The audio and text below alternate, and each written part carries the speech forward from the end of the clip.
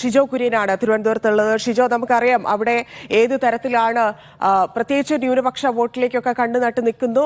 ഒരുപാട് പരാതികൾ വന്ന സ്ഥാനാർത്ഥികൾക്കെതിരെ സ്ഥാനാർത്ഥികൾ പരാതി നൽകുന്ന സംഭവങ്ങളുണ്ടായി. ഇതുവരെ കാണാത്ത ഒരാവേശം തിരുവനന്തപുരത്ത് ലോക്സഭാ തെരഞ്ഞെടുപ്പിൽ ഉണ്ടായ പ്രചാരണ ദിവസങ്ങൾ കൂടിയാണ് കടന്നു പോകുന്നത്. എന്താണ് തിരുവനന്തപുരത്ത് അവസാന ദിവസങ്ങളിലേക്ക് എത്തുമ്പോഴുള്ള വിവരങ്ങൾ?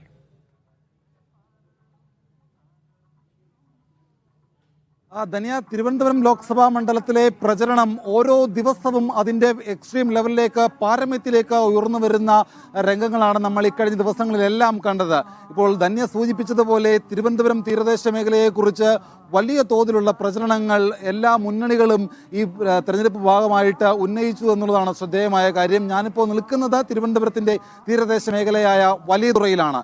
തിരുവനന്തപുരം ലോക്സഭാ മണ്ഡലം ഈ തെരഞ്ഞെടുപ്പിൽ എന്ത് ചിന്തിക്കുന്നു എന്നുള്ളത് കൃത്യമായി അറിയണമെങ്കിൽ നമ്മൾ തീരദേശ മേഖലയിലൂടെ തന്നെ സഞ്ചരിക്കേണ്ടി വരും. കാരണം തീരദേശ മേഖല എന്താണോ തീരുമാനിക്കുന്നത് അതാണ് ഈ തിരഞ്ഞെടുപ്പിൽ പ്രതിഫലിക്കുക എന്നുള്ളത് സംശയമില്ലാത്ത കാര്യമാണ്. പ്രത്യേകിച്ച് ലോക്സഭാ തെരഞ്ഞെടുപ്പിൽ തീരദേശ മേഖലയെ കേന്ദ്രീകരിച്ചുകൊണ്ട് വലിയ തോതിലുള്ള പ്രചരണങ്ങൾ തിരുവനന്തപുരത്ത് നടന്നിരുന്നു. ഇപ്പോൾ തീരദേശ മേഖല കേന്ദ്രീകരിച്ചുകൊണ്ട് NDA സ്ഥാനാർത്ഥി രാജീവ് ചന്ദ്രശേഖരൻ പണമിറക്കിയാണ് പ്രചരണം നടത്തുന്നതെന്നുള്ള ആരോപണം UDF സ്ഥാനാർത്ഥി ശശി തരൂർ ഉന്നയിച്ചിരുന്നു. അതുമായി ബന്ധപ്പെട്ടുകൊണ്ട് വലിയ നിയമ നടപടികളിലേക്ക് കാര്യങ്ങൾ കടക്കുന്നത് നമ്മൾ കണ്ടതാണ്. ശശി തരൂരിന് തെരഞ്ഞെടുപ്പ് കമ്മീഷന്റെ താക്കീതും അതുപോലെ ചില നിർദ്ദേശങ്ങളുമൊക്കെ വരുന്ന ഒരു സാഹചര്യം കണ്ടതാണ്. പിന്നീട് പോലീസ് കേസെടുക്കുന്ന സാഹചര്യം പോലും ഉണ്ടായി. മറ്റൊരു തലത്തിൽ പരിശോധിച്ചാൽ പാറശാല മുതൽ അങ്ങ് വർക്കല വരെയുള്ള തീരദേശ മേഖല, വർക്കല എന്ന് പറയുമ്പോൾ അത് ആറ്റിങ്ങൽ മണ്ഡലത്തിന്റെ ഭാഗമാണ്. എന്നാൽ പോലും തിരുവനന്തപുരം മണ്ഡലത്തിന്റെ ഒരു വിജയ സാധ്യത വലിയ തോതിൽ സ്വാധീനിക്കപ്പെടുന്നത് തീരദേശ മേഖലയിൽ തന്നെയാണ്. മറ്റൊരു കാര്യം,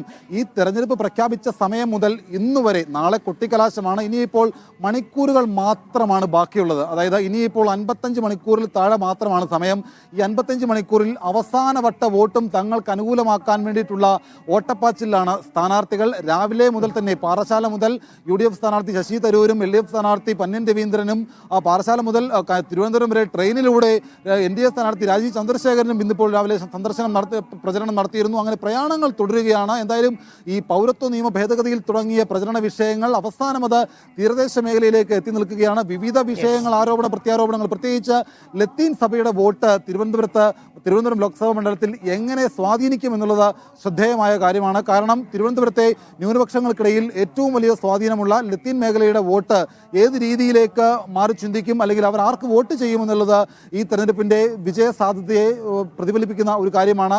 ഇക്കഴിഞ്ഞ ദിവസങ്ങളിലെല്ലാം, അതായത് കഴിഞ്ഞ ഈ ദുഃഖവെള്ളിയാഴ്ച ഇല്ലെങ്കിൽ ഈസ്റ്റർ ഓശാന മുതൽ ഇന്നലെ വരെയുള്ള ഞായറാഴ്ചകളിലെ മിനിഞ്ഞാന്ന് വരെയുള്ള ഞായറാഴ്ചകളിലെ സാഹചര്യം പരിശോധിച്ചു കഴിഞ്ഞാൽ ലത്തീൻ അതിരൂപത അല്ലെങ്കിൽ ലത്തീൻ സഭ ഈ തെരഞ്ഞെടുപ്പുമായി ബന്ധപ്പെട്ടുകൊണ്ട് കൃത്യമായിട്ടുള്ള നിലപാട് പറയാതെ പറയുന്നുണ്ട്. അതായത് കഴിഞ്ഞ ദിവസങ്ങളിൽ ലത്തീൻ സഭയുടെ 3 അക്കൗണ്ടുകൾ മരവിപ്പിച്ചിരിക്കുകയാണ്. അത് കേന്ദ്ര ആഭ്യന്തര മന്ത്രാലയമാണ് മരവിപ്പിച്ചതെന്നും അതുപോലെ അതിനു മുൻപ് പൗരത്വ നിയമ ഭേദഗതിയുമായി ബന്ധപ്പെട്ടുകൊണ്ടും മണിപ്പൂരുമായി ബന്ധപ്പെട്ടുകൊണ്ടും ന്യൂനപക്ഷങ്ങൾ ആശങ്കയിലാണ് എന്ന് പറയുന്നതിലൂടെ ഈ തെരഞ്ഞെടുപ്പിൽ ആർക്ക് വോട്ട് ചെയ്യണമെന്ന് ലത്തീൻ അതിരൂപത പറയാതെ പറയുന്നുണ്ട്.